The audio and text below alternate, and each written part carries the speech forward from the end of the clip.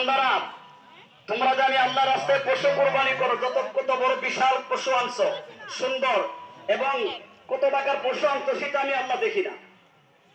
তোমাদের কোরবানির পশুর হাড় গোস এগুলো আমি আল্লাহর কাছে পৌঁছে না।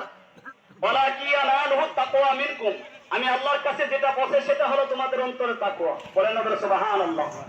তোমাদের অন্তরে কি চাই সেটা আমি আল্লাহর কাছে পৌঁছে, অন্তরের তাকওয়াটা দেখে আমি আল্লাহ তোমাদের কোরবানির পশুটা যখন জমিনের মধ্যে শোয়াই দিবা, ওই জমিনের পশুর রক্ত, এই পশুর রক্তটা জমিনের মধ্যে লাগার আগে তোমার অন্তরের দিকে তাকাই আমি আল্লাহ তোমার কোরবানি আমার জন্য কবুল করি। বলেন সুবহানাল্লাহ। তাহলে আমাদের কোরবানিটা এরকম হতে হবে, ঠিক কিনা বলেন? যে কোরবানি আমার রাসূল আমাদেরকে শিক্ষা দিয়েছেন, যে কোরবানি হযরত ইব্রাহিম আলাইহিস সালাম